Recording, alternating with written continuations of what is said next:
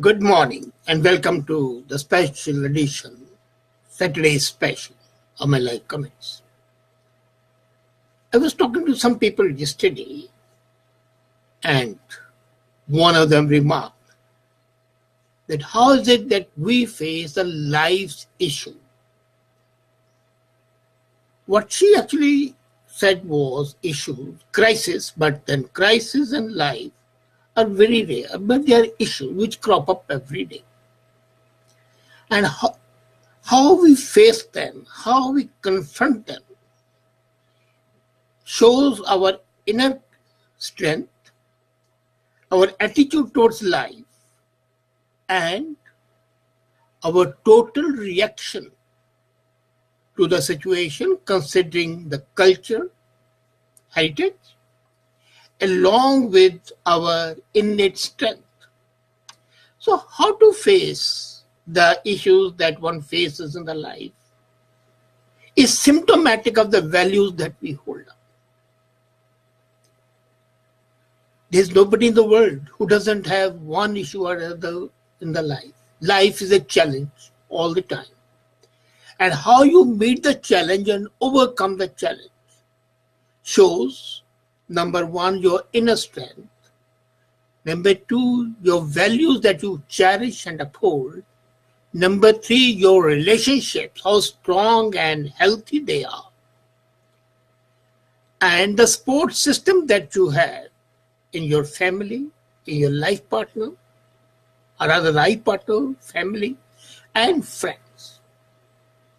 By alone, yourself, you may not be able to solve all the issues. So solving the life's crisis, as she put it, or the problems that we face is something which is definitely worth considering. We, when I say we, I and my wife, have a different philosophy of life. We do not believe that the so-called mundane values of life are more important than what we really cherish. And we have different opinions. We are opposed in many things, and yet our basic values have a synthetic cord which binds them, connects them, and in every way nurtures them. If I look over my life for the past 55 years, since I started living, on my own, of course, getting married, having a job, there would hardly be a day when the problems were not there. But they were never insurmountable. And they were never insurmountable because, as I said, of A, inherent faith in ourselves, and B, the support system that I had in my life partner. One day, it so happened, I lost my eyesight in both the eyes all of a sudden. Rushed home, rushed to the hospital, they injected something in my eyes, but to no avail. That was not within 1 year of my marriage. And normally, have concentration, agitation, depression. We were worried. But possibly I was not depressed. Not depressed, maybe in the exuberance of youth, maybe the faith that I'll get over this issue, maybe the sustenance and encouragement of my wife. And it continued. I was practically blind for all purposes. My wife would lead me everywhere. And after a week or so, when she was taking me to the washroom, I stumbled against a piece of furniture, fell down. And lo and behold, I could see again. The crisis was overcome by the resilience my wife, who was sure. And when, I don't pray, but she does pray. But she doesn't pray for anything material.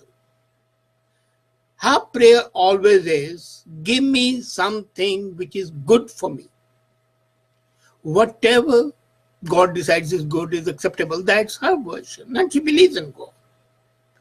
I don't. And yet, this diametrically opposed opinion does not in any way make us rivals. As a matter of fact, this difference of opinion reinforces our strength.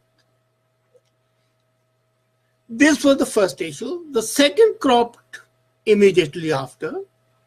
I happened to leave a job without a job in hand. Normally, when you take such a drastic step, you would be rebuked, chastised, and at least confronted with a sullen face. What would happen? We're newly married, a child is on the way, and you have left a job. But no.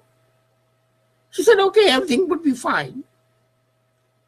You have your capabilities, and lo and behold, within 24 hours I had a new job. So, the worry wasn't there. We never had this feeling that we are deprived. We were not deprived because of our innate character strength, that money is not material.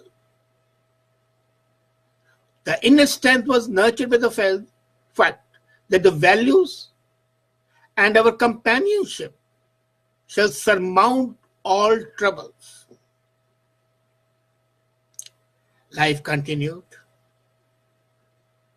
Things happened, but that value of character, value of honesty, and value of being authentic was always sustaining us.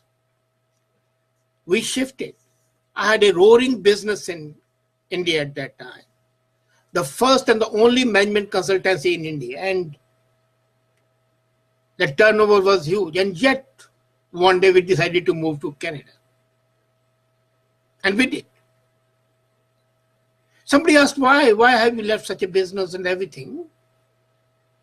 And I usually, in a jocular manner, would say, well, my wife fell in love second time. First time she had fallen in love with me, and this time she fell in love with Canada.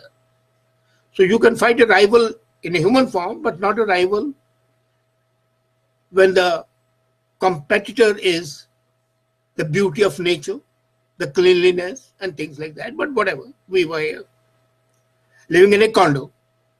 We went out for a soup, and we were back in about 50 minutes. And just see, in that 50 minutes, our house had been ransacked. There was the forced entry, there was the dacoity, and all the cash and the jewelry was gone.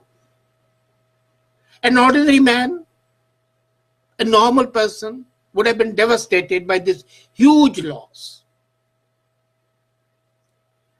And yet, we were worried.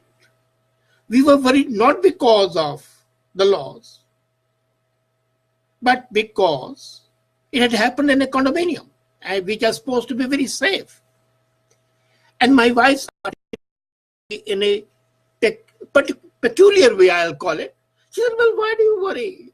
I never wore jewelry anyway, and if it's gone, it's gone. Whether I was wearing it, and if I was wearing, then maybe something would have been there, but whether it's lying here in our home or lying somewhere else is immaterial. And secondly, he said, look how lucky we are that we were not at home at that time. Had we been at home and these people had come, they could have harmed us physically, which would have been much more serious consequences. Now only the money is lost. The life which we cherish and which we like is still safe and sound. So why worry at all? And this sane attitude helped us tide over the problems. I fell sick, and can you believe it? 2014 was a cataclysmic year for us. My wife was suffering from AMD. I had an immediate need of a bypass, and they happened to be at the same time. The day my wife was operated, in the afternoon, I had I won't call it a cardiac arrest, but I had a severe pain, perspiring, and my friends wanted to rush me to a hospital. I said, nothing doing. No operation till my wife gets better. And I fought death that day, as my friends can testify. I could hardly breathe, I could hardly speak, and the pain was awful. But we carried on. And within a couple of days, I was operated. But by that time, my wife's surgery had been done, and she was back home. And then she looked after me. And we didn't worry. When I had an attack of pleurisy, again, awful pains, the way they are there. Pain 0 to 10 level, red 26, beyond human endurance, and we endured it, with only the sustenance provided by each other. And the only thing sustained me was when my wife would say, well, look here, I don't want to be left alone, and I did not want to leave her alone. So we have faced crises in our lives and issues, A, by upholding that honesty and being authentic is great. B, by having complete trust and confidence in each other. So what they say, 1 and 1 makes 11, not 2, is particularly true. That we face the issues as a team. Even when I'm wrong, and I'm wrong hundreds of times, I'm a very impulsive person. So impulsive persons can lose, and I did lose. But nary a word of reproachment. There were never criticism. There was always confidence building. And that's what made us face the challenges of life and overcome them. The honesty of purpose and honesty of thought, read with the habit of being punctual to the second and being outspoken, even politically incorrect, and mostly politically incorrect, has marked our life as a whole as persons who stand for truth and honesty. And when you stand for truth and honesty, you have an inner strength to tide over the normal issues and to jump over those issues which are much too complex. We dare look the problems in the eyes and say, okay, you and I have a conflict and we would win. I used to say I would win, but now I say we would win because I know the strength of my life partner with me. This dovetailing of our ideas, which as I told you at times are diametrically opposed, and absolutely unwavering need to be authentic, having an ability to say no and go against the popular current, strengthen our moral fiber. And that made us overcome all the hassles in life.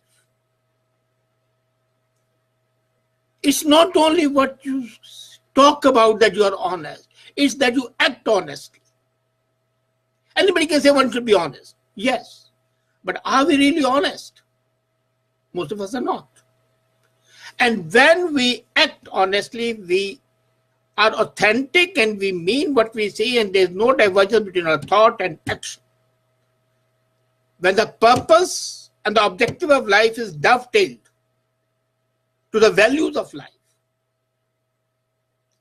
then you get that strength which is sufficiently powerful enough to face all troubles. And yet, we are seekers of knowledge. We fully believe in to strive, to seek, to find, and not to yield. It is the quality, not the quantity, which matters to us. Quality of the values and the quality of life. It's not the money in the bank or the money in the home which is important, despite its importance, but then that's of secondary nature. If we have to choose between right and the wrong gives us billions of dollars, we'll choose right. And it has happened not once, not twice, not thrice. I was approached long back when I came to Canada by an enemy country of India to help them formulate a strategy for Khalistan. I was offered millions and millions, and I kicked that offer with a contempt it deserved.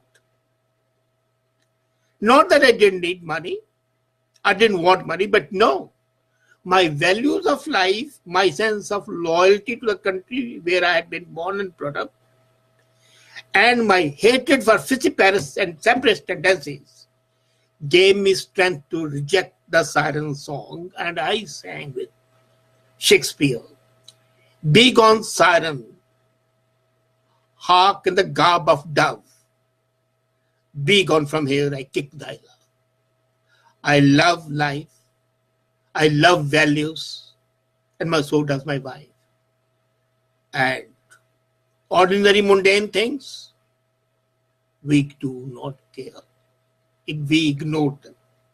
So if you want to be really successful, have a moral fiber.